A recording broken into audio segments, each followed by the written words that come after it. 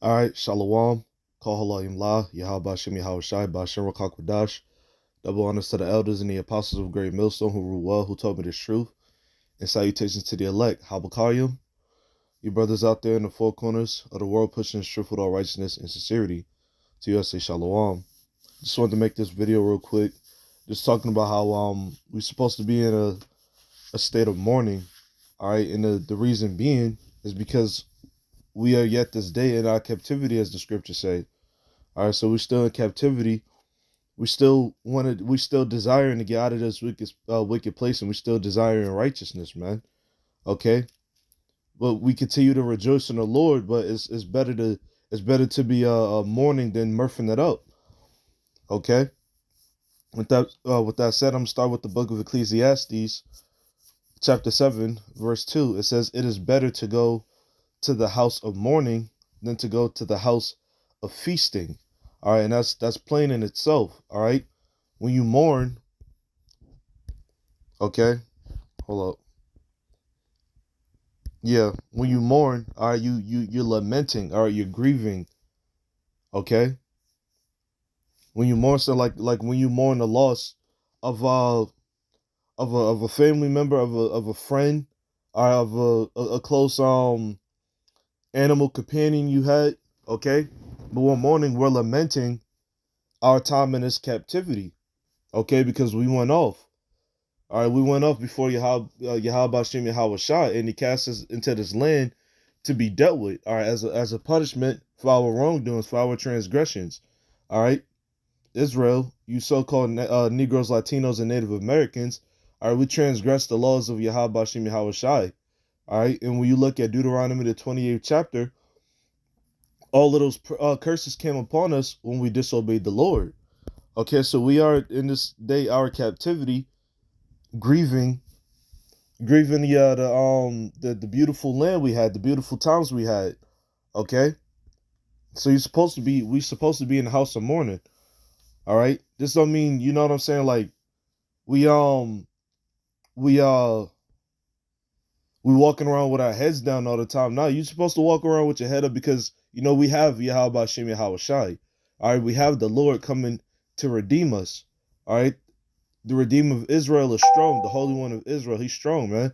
So the Lord gonna come back, and he gonna take care of us. Okay. It says it is better to go to the house of mourning than to the house of feasting. Yeah, because when you feasting, like when you eating and stuff like that, you're not really in like a state of worry. All right, because you murphing it up, you having a good old time. You're not really worried about anything. Your guard is down and stuff like that. Now, this isn't literally talking about eating. Okay, for any of the simple ones out here, this is just saying, just don't mirth it up. Okay, don't be out here partying and clubbing excessively. Okay, because this is not our rest. All right, as the scriptures say. Matter of fact, let me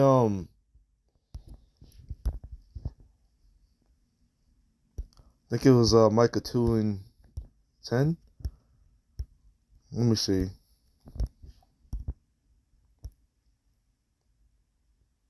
Yeah, Khan. This is the book of Micah, chapter 2, verse 10. It says, "Arise ye and depart, for this is not your rest, because it is polluted. It shall destroy you even with a sore destruction." Khan. And that's once again, that's just cut and dry to the point. This is not your rest. All right, when you're supposed to be just chilling here, we're supposed to be working. Okay? We're supposed to be giving all our due diligence to Yahweh Shem Yahweh Shai, because we know he's coming back. So, as the good servants and virgins that we are waiting to be blessed and bidden to the marriage. Okay, we're supposed to be doing the work. Okay, and calling on his name, waiting for him to come back, man. All right. Verse 3, it says, "Sorrow is better than laughter, for by the sadness of the countenance the heart is made better." Yeah, because the scriptures say, with much wisdom comes much grief. Okay, so when you know better, it's like when you know the truth behind everything and why everything is the way it is, it grieves you, because when you're in that ignorant state of mind, like they got the saying in the world, ignorance is bliss. When you don't know anything, you feel fine. Everything is okay.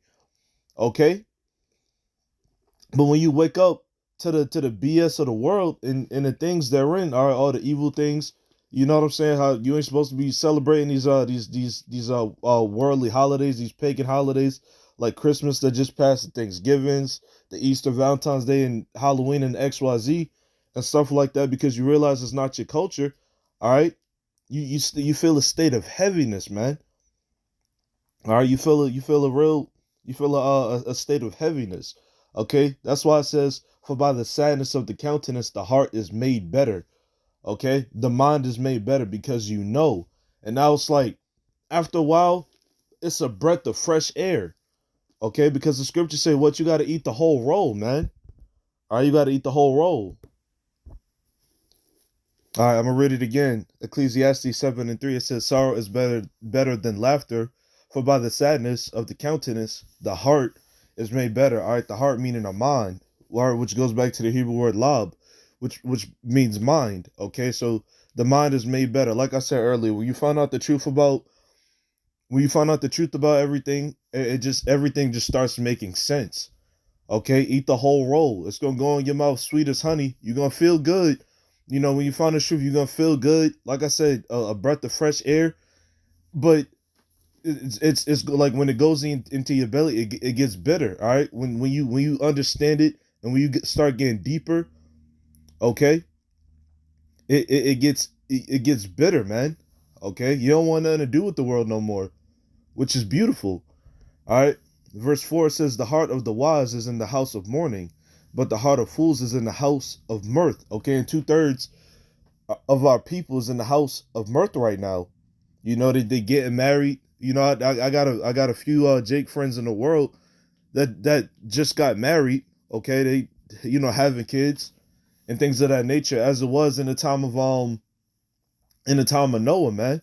All right, and the scriptures reference that also in the New Testament. Like, remember the time of Noah when everybody was partying it up and laughing and having all these different festivities and so on and so forth. And you know what I'm saying? Yahweh Shem Shah told Noah to make that ark. All right, so that way the people could get saved. But the people, they didn't hearken unto Noah, and look what happened. They got swept up. Okay, but that was the point on that. Let me go to the book of Proverbs. Going back up, chapter 14, verse 13. It says, "Even in laughter, the heart is sorrowful, and the end of that mirth is heaviness." Yes, even in laughter, the heart is sorrowful. Okay, because you know what I'm saying? Like, it seemed like you having a good time, all right, but your mind is still like, man, I know this ain't gonna last forever, man. I know this ain't gonna last forever. You know what I'm saying? Like when you at a party, or when when you at a little kickback, all right, with your bros, all right, or your girlfriends or whatever the case is, and XYZ and stuff like that. You just like, you want it to last forever, okay? But you know it's not. So then your heart becomes sorrowful. Like, dang, man, I'm gonna have to give this up. You know what I'm saying? Like, this is gonna have to end soon, and things of that nature. It says, "In the end of that mirth is heaviness." Yeah, man, that's when reality kicks in. Like, boom. Yeah, this definitely gonna last forever. All right, not in this kingdom. Okay, definitely not in this kingdom. But that's why we need to be laying up our treasures in heaven. Okay, to Yahweh Shem Shai. All right, so that way, all the good times and stuff like that we have with our friends and families and stuff like that, it does last forever, man. We'll be able to enjoy our children, okay? Our children's children, you know? We'll be able to enjoy our lives, man, our wives, okay? We're going to be able to enjoy the company of brothers. Ain't going to be no more maliciousness and hostility. Ain't going to be no more going off. Any brother you ain't talked to in a long time, you'll be able to see that man, okay? And everything going to be righteous, you know? But that was the point on that. Let me get this in the book of Matthew, chapter 5, verse 3. All right. Yahweh Shah said, "Blessed are the poor in spirit, for theirs is the kingdom of heaven." Okay. So when you're poor in spirit, all right, when you're in the house of mourning instead of the house of feasting, when you're not out here doing what everybody else is doing, basically, All right, that's when the Lord said the kingdom of heaven is yours, man. All right, because we are those men with the broken and contrite hearts, man. All right, we truly feel bad for what we did, for what our people did. All right, because we all got punished collectively. Well, nobody exempt from this captivity. Okay, the Apostle Paul, when he was previously called Saul, was killing the prophets. King David committed murder and adultery. Okay, Jonah was ducking and dodge, trying to duck and dodge the work. All right. Moses was about to get his son killed, all right, because he didn't circumcise him when the Lord told him to.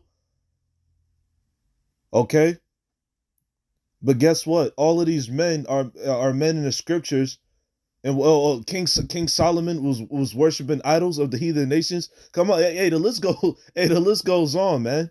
The list goes on. So no one is exempt, man. We all go off, all right. But the thing is, just don't give up on Yahweh Shem Yahweh Shai. And you know what I'm saying? I say this from a personal aspect. That was one of my biggest mistakes. You know, don't ever give up on your how about Shimon Haushai, because at the end of the day, it ain't about you, it's about the Lord's glory. All right, we have nothing to glory of as far as the world. Okay, but that's why we glory in the truth. That's why we glory in Yahweh Shem Yahweh Shai. You know? So us doing this work is all that we could do to make it up to him, because what? We are unprofitable servants. Okay? We're not looking for monetary gain and stuff like that, man. We're looking for the spiritual gain. Okay? But that was the point on that.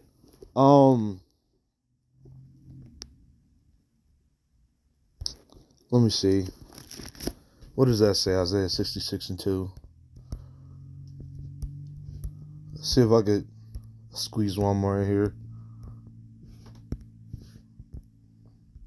What does that say? Khan. Isaiah 66:2, it says, "For all those things hath mine hand made, and all those things have been, saith the Lord. But to this man will I look, even to him that is poor and of a contrite spirit, and trembleth at my word." This is who the Lord is looking for. This is how we got to be in the truth, man. All right, a broken and contrite spirit. Okay, let's look at that word contrite. It says stricken, smitten, a smitten spirit, a hurt spirit. You know, because like when you get beat, all right, when you was a kid and your grandmommy or your granddaddy was beating that behind, okay, what you do? You cried, man. Okay, and our spirits have been getting beaten up by this wicked society, which is Babylon, man, called America. Okay, Egypt, according to the scriptures. Our spirits is getting bruised up, man. Our flesh is getting bruised up. Okay, so our spirits is crying out because our hearts is broken, man. Our minds is messed up from this captivity. Okay, now while Esau can't kill the spirit, he did put hands on our bodies, man. Okay, he took our heritage away from us. You know, ultimately through Yahweh Shem Yahweh Shai.